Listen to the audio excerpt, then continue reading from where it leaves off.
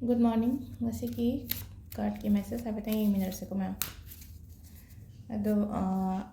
I katang confused at na ID ngasi dagi board exam ho na khalle ko adu na hadi numbers leba ngai hadi aingonda timetable share to biro adu gi matung ina hadi angang gi pekha leba numito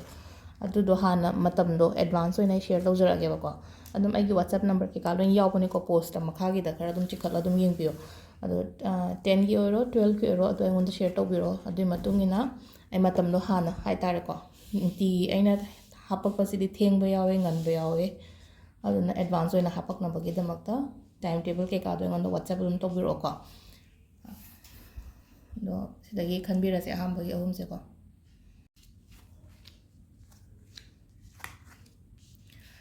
first card ko first card se haidi akoi gi kaino financial obstacles haida paisa nuksa gi haidi kitang wat pa legani ko ngasi gi ona haraga di sale gi matha saba sale da wat pa khot pa maina katang pi ko ado matungi oina dusida ko haidi khanjan gano haiba yamna sida ko haidi phatta ba sum khalaga di ko phatta ba hai tara di ngasai gi haidi life se oiroidrane ngamaroidrane kaina adumaina sum khalaga di adu do oina manifest tawraga lakani ba kaigino hai matam da koina manifestation to matam sida afaba manifest tawina koina purnima gumba te sum aina exam maya gi oiro ntraga thapaki oiro adu dari afaba manifest to du kanunti gi daily life daily routine sida na hari phatta ba wakhando ina khalleraga di phatta ba do oina manifest tawraga lakani ba kaigino hai matam da universe sidi khangpote ba hari nang na pami to hari afabra phatabra hari wakhando nang na khalli ba wakhando adu do ina attract tawraga lakpado aduna always hari afaba wakhal khanbi ba hai tar ko na bo oiro na trama oiro hari ai phare da hana dagi hairadi kaina ga dumaina khandok ba hai tar ko phana khalingai afaba attract tawgani ba life to ko ani shuba hari isha gi namak matam khai to o routine ama nai bio routine mai kai de ko kaino kai ba dong tawe ko routine kai ban hai se daina aduna discipline thambiyo kaino tabiyo kain angang oiringai tadi ayuk tum hagol like pa lore school chatpa khotpa de halaga mong hak chana ba nga keno to ba ado hojik kandi busy loina oina rabni na hadi adugi matam do loina ma hadi kitang sajen nama su yaudre ke nom su tawdre na ko aduna yaraga di hadi kitang discipline naina life se keno to bi ba hai tare sina ani shubagi ko ahum subagi sina mo ko hadi sum akoida apamba kai leraga di sum aina khanjaraga di sida ko sida hai se ko hai magician sare hai de aina wo pamaga di phangani badu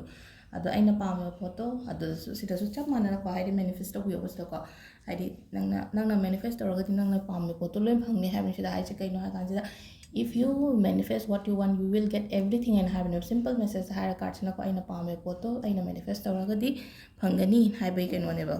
aduga afaba timing se ko ayuki pung 5 ga minute nipuni thoidagi na pung 10 ga minute ama phawng lere de 13 ga minute kunipan daina 12 ga minute 63 phawng lere adagi ahum ga minute nipu tare tagi na pung 5 ga minute 12 phawng lere ko dei 9 ga minute kun dai na 8 ga minute 63 phawng lere do atheng bagi na 13 ga minute kun tare tagi na 3 ga minute tare phawng lere ko sisina khoi afaba timing ko ado irai nimit ko sky blue gumba kai gumba mani use to bi ba ko akoina dress gumba sepa ko pada adu sida leire ko gi ngasi gi card ki message se ko yamna sang na dagi irai popong hairasne ko sida ko irai popo mi oiraga di amuk leina ko irai popo oiro natraga haidi magi ruling planet se venus oire kan khala se ena mamang da hap ki bane ko videos hai petang check to bi ba ko haidi ai rashi se karamba planet na rule to ge khot ke have do su adu su dum lei ko yaw bane ko ai yaw no ma leina hap ki to ko yaw draga so yaw hap ke ko haidi rashi amam se planet amam na loina rule to eba the venus na rule to ko natraga irai popo mi otaraga ti ko kebi ba mobi ba se yam phai ko yamna hadi aina keringai aina nalingai isa se afaba life attract to gani ba life da luxurious life attract to ba hai tare ko aduduna yaringai friday popo mi ko ta hadi isa gi nei sanan bi yo phajana ke ba nan ba hai raga kai no to kajal lipstick to katang na te ko isa nan ba hai bane ba yamna ketang fragrance katang chelhan ba kolan ba ga leina ko perfume gumba kai gumba ga use to raga adumaina adu sida lere ko ngasi gi video se ma'am thank you